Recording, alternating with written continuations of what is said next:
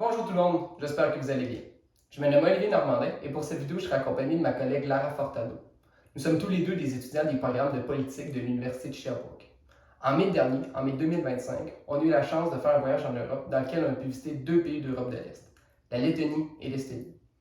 Le but de ce voyage-là, c'était de mieux comprendre les pays et la situation géopolitique particulière qui les entoure, notamment avec la Russie.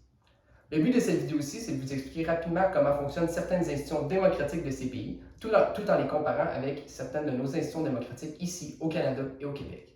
On espère que ça va vous plaire.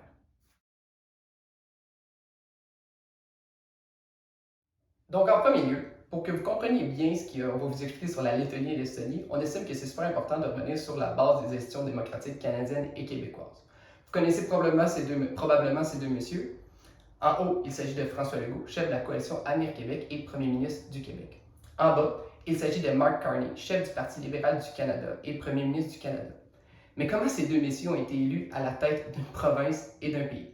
C'est grâce à notre mode de scrutin. Un mode de scrutin, c'est le mécanisme par lequel on va transformer le vote des électeurs en sièges, donc en députés, au sein de notre Parlement. Le mode de scrutin qui est effectif au Québec et au Canada se nomme uninominal majoritaire à un tour. Et je vais vous expliquer comment il fonctionne. Afin de bien vous expliquer le fonctionnement du mode de scrutin, je vais prendre l'exemple du Québec. Ça, c'est une carte du Québec. On l'a divisé en 125 circonscriptions. Une circonscription, c'est une région géographique. Il y a à peu près le même nombre d'individus dans chacune des circonscriptions du Québec, et c'est ce qui explique pourquoi il y en a qui sont plus grandes que d'autres. Il n'y a qu'un seul député par circonscription. Donc, le jour du vote, les électeurs de leur circonscription vont pouvoir voter parmi les différents candidats qui sont seulement dans leur circonscription pour définir qui sera le député qui va les représenter.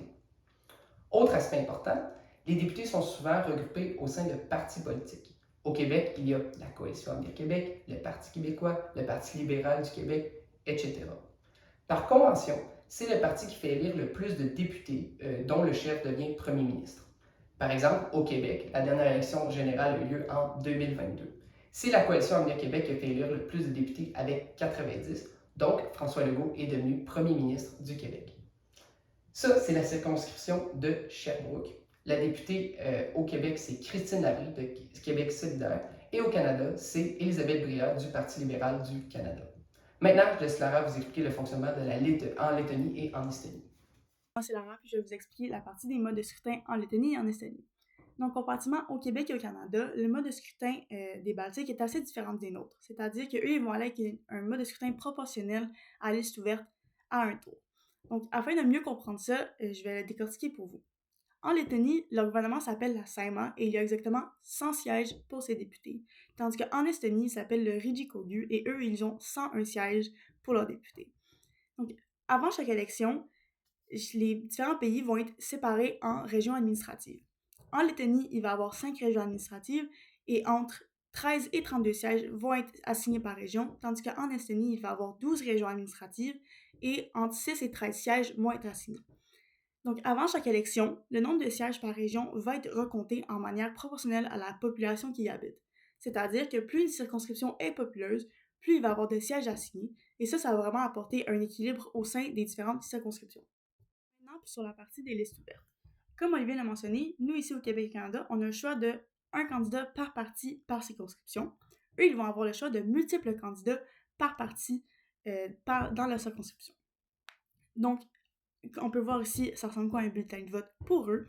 Avant de commencer, le citoyen va voter pour le parti qu'il souhaite élire des gens. Donc, il va soit cocher la case du A, B, C, D, etc. Et ensuite, à l'intérieur de cette section, il va mettre des plus pour les candidats qu'il souhaite qu'il y ait un siège et il va aussi mettre des moins pour les candidats qui ne souhaitent pas avoir un siège. À la fin des élections, tous les votes vont être comptabilisés et seulement les partis ayant eu 5% des votes globaux vont être légitimes à avoir un siège à l'Assemblée. Maintenant, pour ce qui est de la partie du proportionnel, le nombre de sièges par parti va donc être divisé de manière proportionnelle au pourcentage de vote de chacun. Donc, c'est-à-dire le vote populaire. On peut prendre comme exemple, si une région a obtenu 30% des votes, il va avoir 30% des sièges disponibles va aller à eux. Donc, sachant que les sièges sont divisés de manière proportionnelle au vote, il est difficile souvent d'obtenir un gouvernement majoritaire. Donc, il va y avoir plusieurs coalitions qui vont être formées, comme on peut voir ici avec le gouvernement letton. On espère que cette petite capsule-là vous aura plu et vous aura permis d'apprendre une coupe d'affaires. Merci pour votre temps. C'était Olivier Normandin et Lara Fortado. Au revoir!